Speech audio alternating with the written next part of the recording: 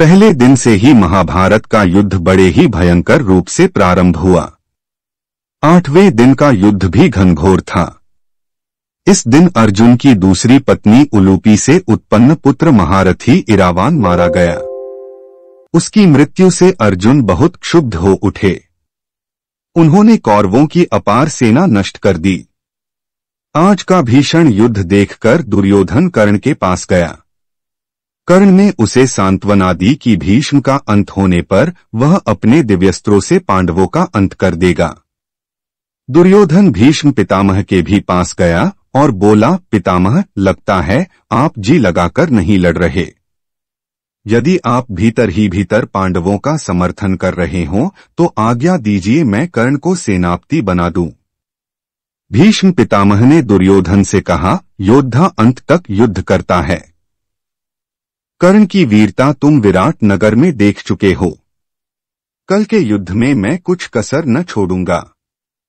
9वें दिन के युद्ध में भीष्म के बाणों से अर्जुन भी घायल हो गए। श्री कृष्ण के अंग भी जर्जर हो गए। श्री कृष्ण अपनी प्रतिज्ञा भूलकर रथ का एक चक्र उठाकर भीष्म को मारने के लिए दौड़े। अर्जुन भी रथ से कूदे और कृष्ण के पैरों से लिपट पड़े। संध्या हुई और युद्ध बंद हुआ। रात्रि के समय युधिष्ठिर ने कृष्ण से मंत्रणा की। कृष्ण ने कहा कि क्यों न हम भीष्म से ही उन पर विजय प्राप्त करने का उपाय पूछें। श्री कृष्ण और पांडव भीष्म के पास पहुंचे। भीष्म ने कहा कि जब तक मैं जीवित हूं तब तक कौरव पक्ष अजेय है। भीष्म पितामह ने अपनी मृत्यु का रहस्य बता दिया। द्रुपद का बेटा शिखंडी पूर्वजन्म का स्त्री है। मेरे वध के लिए उसने शिव की तपस्या की थी। द्रुपद के घर वह कन्या के रूप में पैदा हुआ, लेकिन दानव के वर से फिर पुरुष बन गया। यदि उसे सामने करके अर्जुन मुझ पर तीर बरसाएगा तो मैं अस्त्र नहीं चलाऊंगा।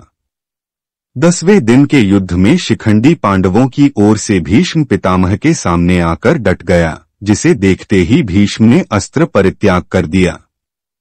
श्री कृष्ण के कहने पर शिखंडी की आड़ लेकर अर्जुन ने अपने बाणों से भीष्म को जर्जर कर दिया तथा वे रथ से नीचे गिर पड़े, पर पृथ्वी पर नहीं, तीरों की शैया पर पड़े रहे।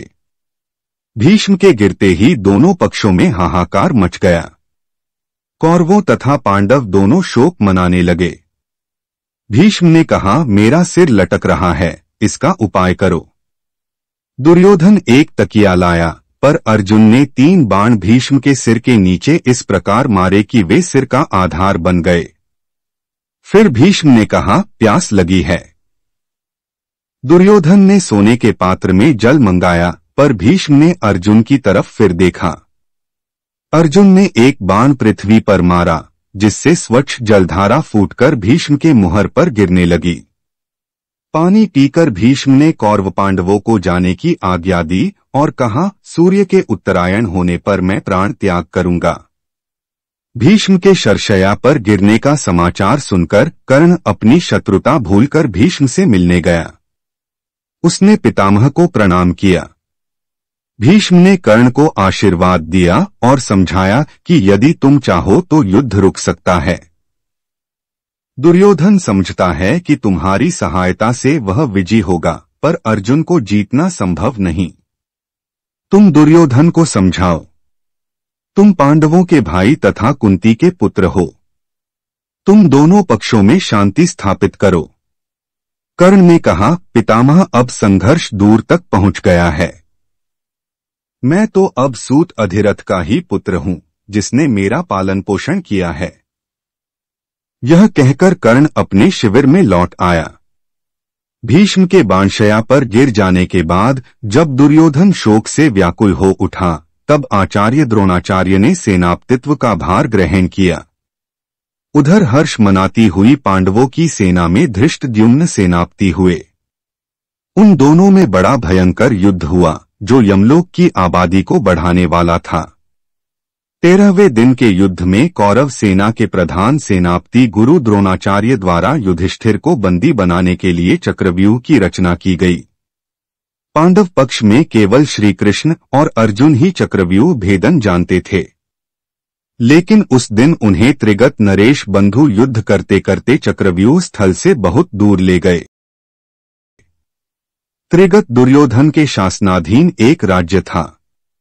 अर्जुन पुत्र अभिमन्यु को चक्रव्यूह में केवल प्रवेश करना आता था, उससे निकलना वह नहीं जानता था। चक्रव्यूह भेदन अभिमन्यु ने तब सुना था जब वह अपनी माता के गर्भ में था और उसके पिता अर्जुन उसकी माता को यह विधि समझा रहे थे, किंतु माता के सो जाने के कारण वह चक्रव्यूह से निकलना नहीं जान पाया। अभिमन्यु ने जैसे ही चक्रव्यूह में प्रवेश किया, सिंधु नरेश जयद्रथ ने प्रवेश मार्ग रोक लिया और अन्य पांडवों को भीतर प्रवेश नहीं करने दिया। अब शत्रुचक्र में अभिमन्यु अकेला पड़ गया।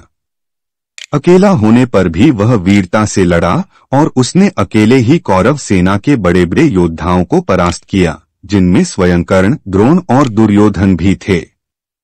कर्ण और दुर्योधन ने गुरु द्रोण के निर्देशानुसार अभिमन्यु का वध करने का निर्णय लिया। उन सभी ने युद्ध के सारे नियमों को भुलाकर अभिमन्यु पर एक साथ आक्रमण करना प्रारंभ कर दिया।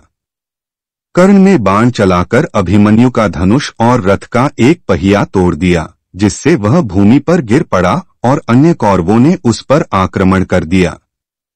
सभी ने घेरकर अभिमन्यु को मौत की नींद सुला दिया। युद्ध समाप्ति पर जब अर्जुन को ये पता लगता है कि अभिमन्यु के मारे जाने में जयद्रथ का सबसे बड़ा हाथ है, तब उसने यह प्रतिज्ञा की कि अगले दिन का सूर्यास्त होने से पूर्व वह जयद्रथ का वध कर देगा, अन्यथा अग्नि समाधि ले लेगा।